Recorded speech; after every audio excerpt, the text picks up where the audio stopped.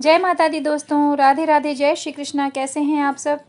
विष्णु भगवान गरुड़ जी से कहते हैं कि फिर वह जीव आगे कहता है, तुमने नित्य दान किया नहीं, गौओं के दैनिक भरण पोषण की व्यवस्था की नहीं, वेदों और शास्त्रों के वचनों को प्रमाण माना नहीं, पुराणों को सुना नहीं, विद्वानों की पूजा की नहीं। इसलिए हे देही, जो तुमने किया है उन्हीं दुष्कर्मों के फल को अब भोगो। नारी जी भी पश्चाताप करते हुए कहता है, मैंने पति की हितकर आज्ञा का पालन किया नहीं, पातिव्रत्य धर्म का कभी पालन किया नहीं और गुरुजनों को गौरवोचित सम्मान कभी दिया नहीं। इसलिए हे देहिन, जो तुमने किया अब उसी का फल भोगो।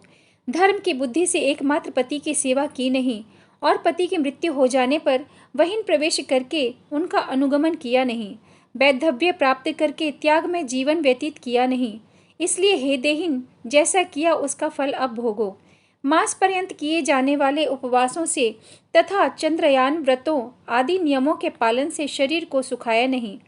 पूर्व जन्म के किए हुए दुष्कर्मों से बहुत प्रकार के दुखों को प्राप्त करने के लिए नारी शरीर प्राप्त किया था। इस तरह बहुत प्रकार से विलाप करके पूर्व देह का स्मरण करते हुए मेरा मानव जन्म शरीर कहाँ चला गया, इस प्रकार चिल्लाता हुआ वह यम मार्ग में चलता है। हे तार्क्ष्य, इस प्रकार 17 दिन तक अकेले वायु वेग से चलते हुए 18वें दिन वह प्रेत सौम्यपुर में जाता है। उस रमणीय श्रेष्ठ सौम्यपुर में प्रेतों का महान गण रहता है। वहाँ पुष्प भद्रा नदी और अत्यंत प्रिय दिखने वाला वटवृक्ष है। उस पुर में उसे यमदूतों के द्वारा विश्राम कराया जाता है। वहाँ दुखी होकर वह स्त्री पुत्रों के द्वारा प्राप्त सुखों का स्मरण करता है। वह अपने धन, भृत्य और पौत्र आदि के विषय में जब सोचने लगता है तो वहाँ रहने वाले यम के किंकर उससे इस प्रकार कहते हैं, धन कहाँ है, पुत्र कहाँ है, पत्नी कहाँ है, मित्र कहाँ है, बंधु बांधव कहाँ है। हे मूढ़ जीव, अपने कर्मोपार्जित फल को ही भोगता है, इसलिए सुदीर्घ काल तक इस मार्ग पर चलो। हे परलोक के राही, तू यह जानता है कि राहगीरों का बल और संबल पाथेय ही होता है, जिसके लिए तूने प्रयास तो किया नहीं। तो यह भी जानता था कि तुम्हें निश्चित ही उस मार्ग पर चलना है और उस रास्ते पर कोई भी लेन देन हो नहीं सकता। यह मार्ग तो बालकों को भी विदित रहता है। हे मनुष्य, क्या तुमने इसे सुना नहीं था? क्या तुमने ब्राह्मणों के मुख से पुराणों के वचन सुने नहीं थे? इस प्रकार कहकर मुद्गरों से पीटा जाता वह जीव गिरते पड़ते दौड़ते हुए बलपूर्वक पाशों से खींचा जाता है।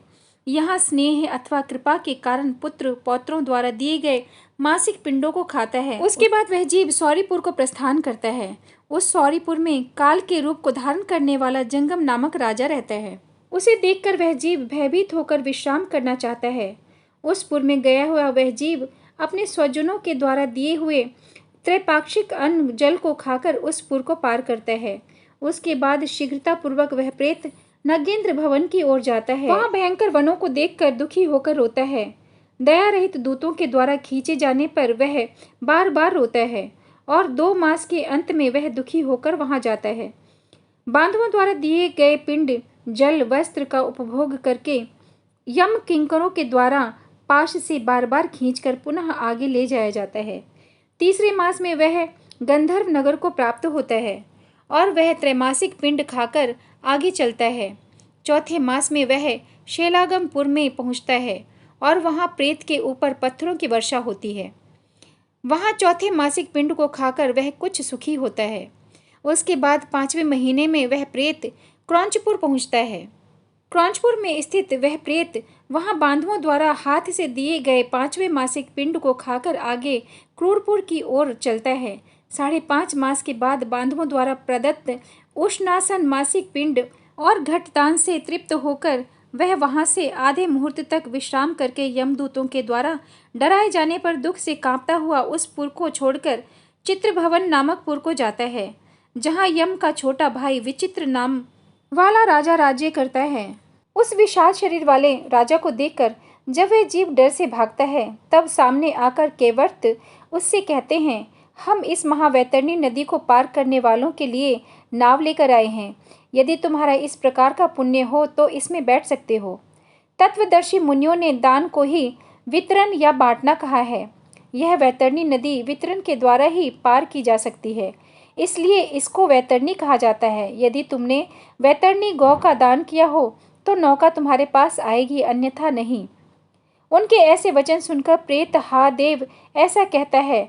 उस प्रेत को देखकर नदी खौलने लगती है और उसे देखकर प्रेत अत्यंत क्रंदन अर्थात विलाप करने लगता है। जिसने अपने जीवन में कभी दान दिया ही नहीं, ऐसा पापात्मा उस वैतरणी में डूबता है। तब आकाश मार्ग से चलने वाले दूत उसके मुख में बंसी लगाकर मछली की भांति खींचते हुए पार ले जाते हैं। वहां षाण्मासिक पिंड खाकर वह अत्यधिक भूख से पीड़ित होकर विलाप करता हुआ आगे के रास्ते पर चलता है। 7वें मास में वह वादपुर को जाता है और वहां अपने पुत्रों द्वारा दिए हुए सप्तम मासिक पिंड को खाता है। हे पक्षीराज गरुड़, उस पुर को पार कर वह दुखद नामक पुर को जाता है।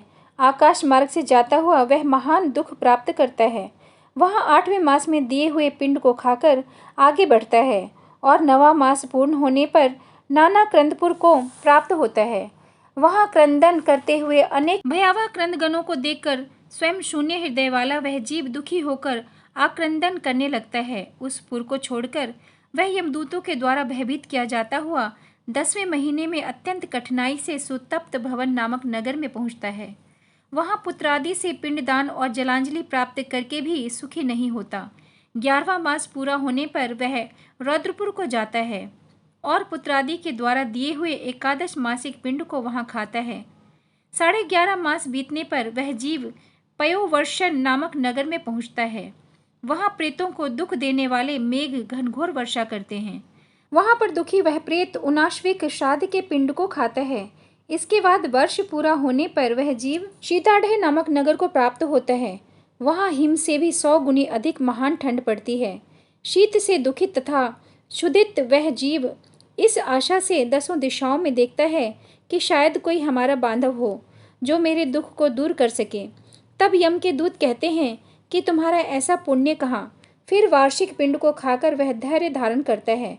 उसके बाद वर्ष के अंत में यमपुर के निकट पहुंचने पर वह प्रेत बहुभीतिपुर में जाकर हाथ भर माप के अपने शरीर को छोड़ देता है। हे पक्षी, पुनः कर्म भोग के लिए अंगुष्ठ मात्र के वायु स्वरूप यातना देह को प्राप्त करके वह यमदूतों के साथ जाता है। हे कश्यप आत्मज, जिन्होंने औधर्व दैहिक अर्थात मरणकालीन दान नहीं किए हैं, वे यमदूतों के द्वारा दृढ़ बंधनों से बंधे हुए अत्यंत कष्ट से यमपुरी जाते हैं। हे आकाशगामी, धर्मराजपुर में 4 द्वार हैं, जिसमें दक्षिण द्वार के मार्ग का तुमसे वर्णन कर दिया। इस महान भयंकर मार्ग में भूख, प्यास और श्रम से दुखी जीव जिस प्रकार जाते हैं, वह सब मैंने बतला दिया। अब और क्या सुनना चाहते हो? दोस्तों, आज के लिए इतना ही। आगे इसी पुराण पर चर्चा जारी रहेगी अगले एपिसोड में। तब तक के लिए जय माता दी, राधे राधे, जय श्री कृष्ण।